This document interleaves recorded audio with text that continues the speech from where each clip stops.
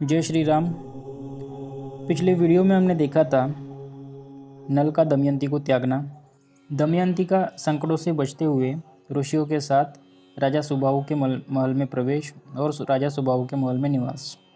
अब इस वीडियो में हम लोग देखेंगे नल का रूप बदलना, ऋतुपर्ण के यहाँ सारथी होना, राजा भीमक के द्वारा नल दमयंती की खोज और दमयंती का मिलना। जिस वक्त राजा नल दमयंती को छोड़कर जा रहे थे उस टाइम जंगल में दावाग्नि लग रहा था, मतलब जंगल की आग लगी हुई थी। उस आग में राजा को कुछ आवाज़ सुनाई थी। आवाज़ ऐसी थी, राजा नल शीघ्र दौड़ो, मुझे बचाओ। राजा नल ने उत्तर दिया, डरो मत। और फिर वे दौड़ कर गए और दावानल में घुस गए। वहाँ देखा कि एक नाग है जिसका नाम था करकोटक, वो आग में पड़ा हुआ है। उस नाग ने राजा नल से कहा, राजन, मैं करकोटक नाम का सर्प हूँ। मैंने तेजस्वी ऋषि नारद को धोखा दिया था। उन्होंने शाप दे दिया था कि जब तक राजा नल तुम्हें न उठावें तब तक यही पड़ा रह। उनके उठाने से तू शाप से छूट जाएगा। तब से मैं यही पड़े हुए आपकी राह देख रहा हूँ। तुम मेरी मदद करो, मैं तुम्हें तुम्हारे हित की बात बताऊँगा और तुम्हारा मित्र बन जाऊँगा। मेरे भार से डरो नहीं, मैं अभी हल्का हो जाऊँगा। इतना सुनकर राजा नल ने उसे उठाया। वो पहले तो बहुत भारी था, लेकिन राजा नल का स्पर्श होते ही वो हल्का हो गया और राजा नल उठाकर उसे बाहर ले आए। तब जो करकोटक नाग था उसने फिर कहा, राजन, तुम अभी मुझे नीचे मत रखो, पैर गिनते हुए आगे चलो। तब राजा नल चलने लगा, 1 2 3 4 ऐसे ही गिनते हुए वो आगे बढ़ रहा था। तब उसने 10 कहा, मतलब 10वां पैर जब पड़ा तब उसने 10 कहा और 10 कहते ही उस करकोटक नाग ने राजा नल को डस लिया, क्योंकि उसका नियम था कि जब कोई उसे दश अर्थात डसो कहता है तब वह डसता है। करकोटक नाग के डसते ही राजा नल का पहला रूप बदल गया। अब वो जाकर कुरूप हो गया और जो करकोटक नाग था उसने नाग का शरीर त्याग के वो अपने दूसरे रूप में परिवर्तित हो गया।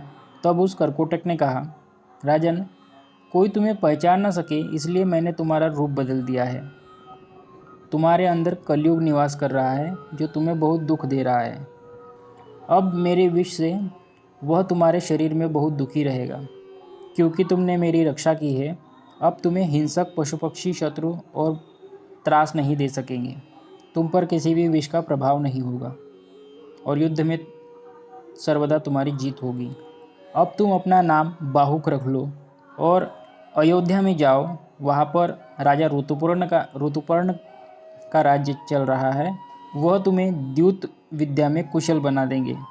तुम उनके घोड़ों की रखवाली करना। जुए का रहस्य जान लेने पर तुम्हारी पत्नी, पुत्र पुत्री, राज्य सब कुछ मिल जाएगा। उसके बाद तुम अपना पहले का रूप धारण कर सकोगे। उसके बाद तुम अपने पहले रूप को धारण करना चाहो तब मेरा स्मरण करना, जिससे तुम अपने पहले रूप में आ जाओगे। यह कहकर करकोटक ने उसे 2 वस्त्र दिए और वही अंतर्धान हो गया। राजा नल वहाँ से चला और 10 दिन चलकर अयोध्या में राजा ऋतुपर्ण की राजधानी में पहुँचा। वहाँ दरबारियों से निवेदन किया कि मेरा नाम बाहुक है और मैं घोड़ों को हाँकने में कुशल हूँ। घोड़ों की विद्या में मेरे जैसा निपुण कोई नहीं है तथा और भी अर्थ संबंधी तथा गंभीर समस्याओं पर मैं अच्छी सम्मति देता हूँ। तब दरबारियों ने उसे राजा ऋतुपर्ण के सामने पेश किया। ऋतुपर्ण को वो बहुत अच्छा लगा और उस राजा ऋतुपर्ण ने उसे काम पर रख लिया।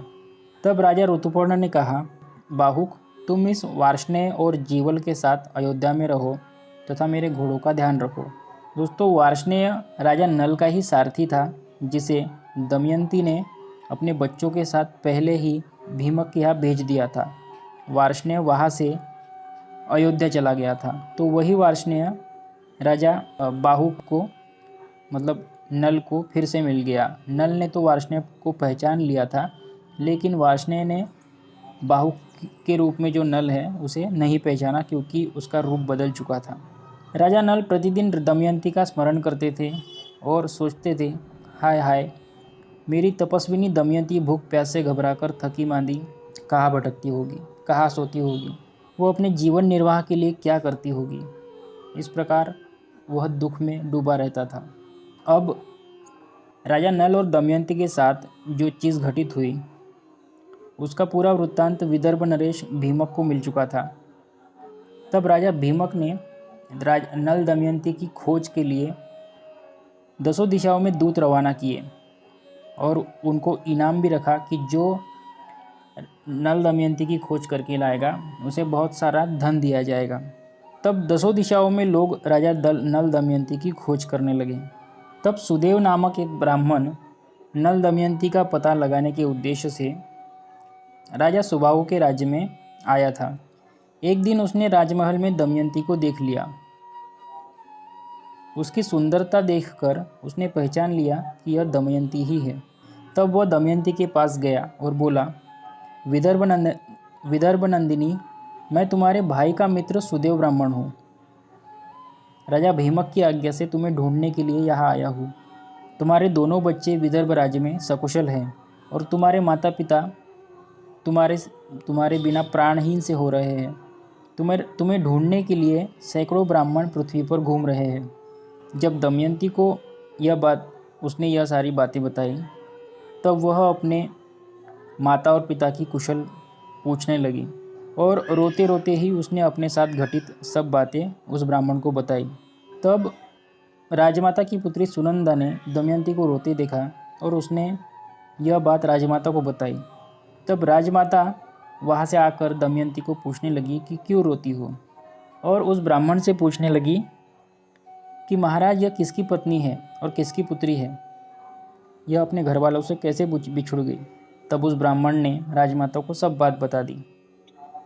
अब जो राजमाता थी वह दमयंती की मौसी लगती थी, मतलब दमयंती के माता की सगी बहन थी। ये बात दमयंती नहीं जानती थी और दमयंती अपनी बहन की ही पुत्री है, यह बात राजमाता भी नहीं जानती थी। लेकिन जब कुल का पता चला तो यह बात स्पष्ट हो गई कि दमयंती राजमाता के बहन की ही पुत्री है। दमयंती ने अपनी मौसी से कहा कि मैं तो यहाँ अपने घर जैसा ही रही, मुझे किसी प्रकार का भी दुख आप लोगों के द्वारा नहीं हुआ। अब मेरी आपसे यही विनती है कि आप मुझे अपने पिता के घर भेज दीजिए। तब राजमाता ने भी सम्मति देकर बहुत सा धन और बहुत सी सेना साथ देकर उसे अपने पिता के यहाँ भेज दिया। पिता के घर जाकर दमयंती अपने माता पिता से मिली, अपने बच्चों से मिली तथा उनको अपनी आप बीती सुनाई।